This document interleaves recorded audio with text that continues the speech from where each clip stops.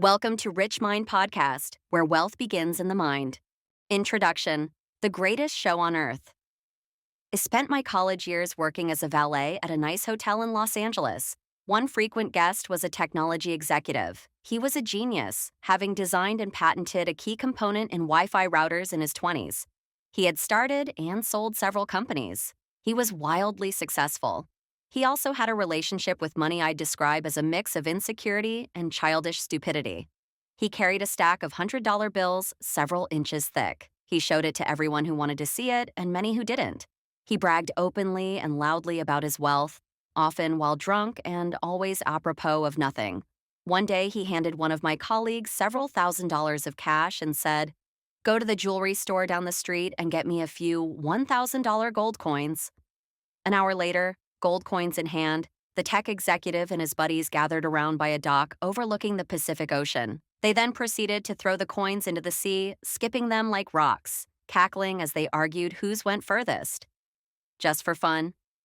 Days later, he shattered a lamp in the hotel's restaurant. A manager told him it was a $500 lamp and he'd have to replace it. "You want $500? The executive asked incredulously, while pulling a brick of cash from his pocket and handing it to the manager.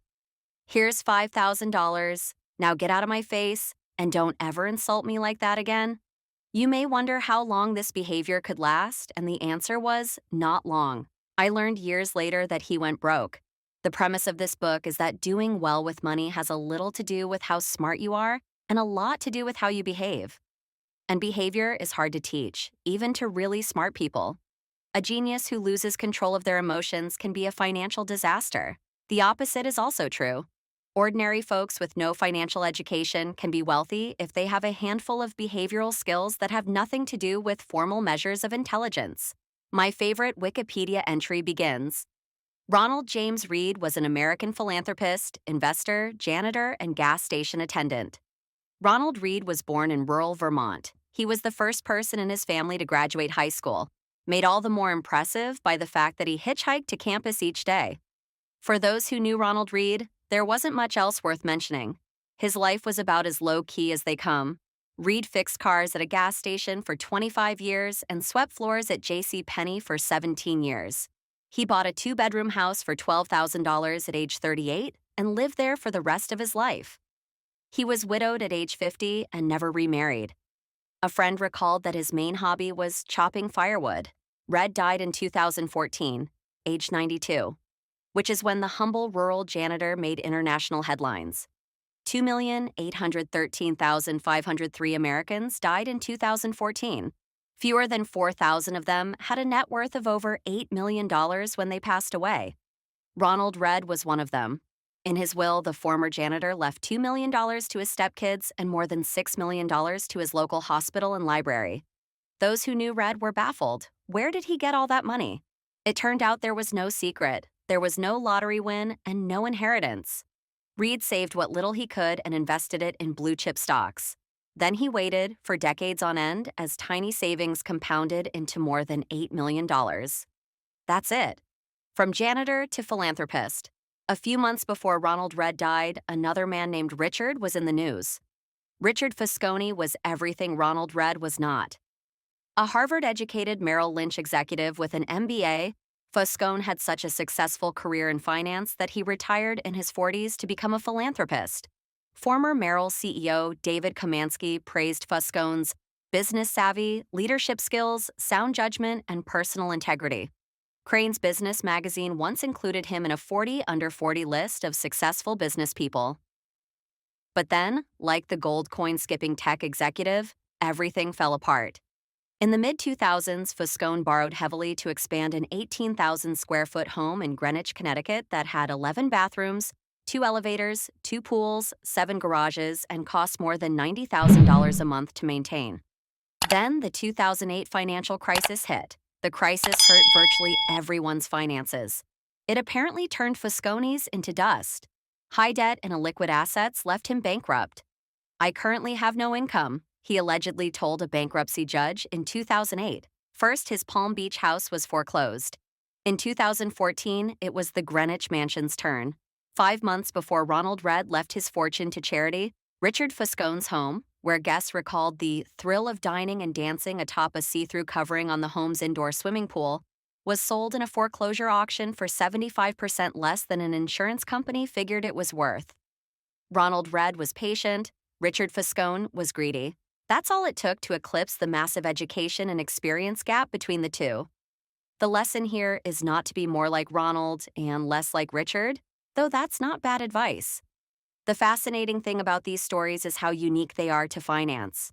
In what other industry does someone with no college degree, no training, no background, no formal experience, and no connections massively outperform someone with the best education, the best training, and the best connections?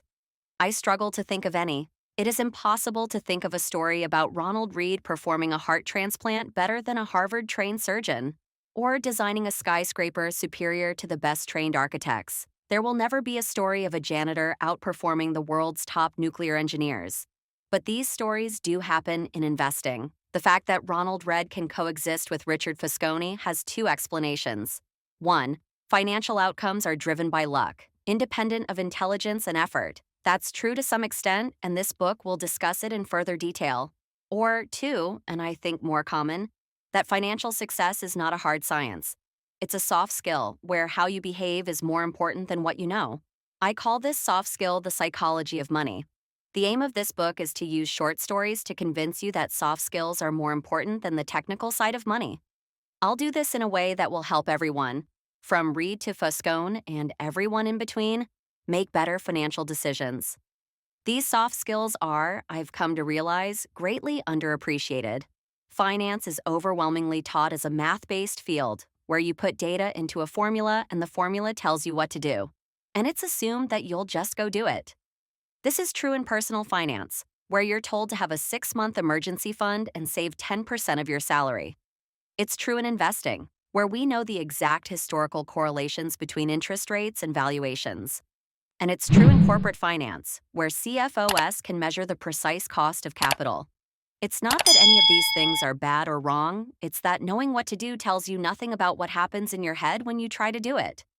Two topics impact everyone, whether you are interested in them or not. Health and money. The healthcare industry is a triumph of modern science, with rising life expectancy across the world. Scientific discoveries have replaced doctors' old ideas about how the human body works, and virtually everyone is healthier because of it. The money industry, investing, personal finance, business planning, is another story. Finance has scooped up the smartest minds coming from top universities over the last 2 decades. Financial engineering was the most popular major in Princeton's School of Engineering a decade ago. Is there any evidence it has made us better investors? I have seen none. Through collective trial and error over the years, we learned how to become better farmers, skilled plumbers, and advanced chemists. But has trial and error taught us to become better with our personal finances? Are we less likely to bury ourselves in debt? More likely to save for a rainy day? Prepare for retirement? Have realistic views about what money does and doesn't do to our happiness? I've seen no compelling evidence. Most of the reason why, I believe, is that we think about and are taught about money in ways that are too much like physics, with rules and laws, and not enough like psychology, with emotions and nuance. And that, to me, is as fascinating as it is important. Money is everywhere. It affects all of us and confuses most of us. Everyone thinks about it a little differently. It offers lessons on things that apply to many areas of life, like risk, confidence, and happiness. Few topics offer a more powerful magnifying glass that helps explain why people behave the way they do than money. It is one of the greatest shows on earth.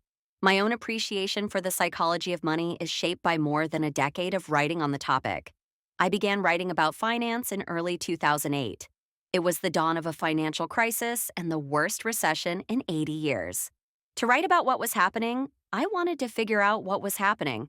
But the first thing I learned after the financial crisis was that no one could accurately explain what happened or why it happened, let alone what should be done about it. For every good explanation, there was an equally convincing rebuttal. Engineers can determine the cause of a bridge collapse because there's agreement that if a certain amount of force is applied to a certain area, that area will break. Physics isn't controversial. It's guided by laws. Finance is different. It's guided by people's behaviors. and how I behave might make sense to me, but look crazy to you.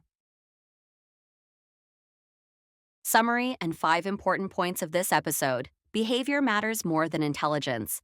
Financial success depends less on formulas or degrees and more on emotional control, discipline, and decision making. Patience and compounding work miracles. Ronald Read built over $8 million simply by saving small amounts, investing in quality stocks, and waiting for decades. Showing off wealth is destructive. An unhealthy emotional relationship with money, boasting, reckless spending, or heavy debt can lead even geniuses to bankruptcy. Investing is a soft skill, not a hard science. Money doesn't follow fixed laws like physics. It's shaped by probability, luck, and psychology. Knowing is not enough. You must act wisely in the moment. Behavior bridges the education gap. A janitor can outperform a Wall Street executive if he practices patience, humility, long-term focus, and avoids greed. And the reverse is also true.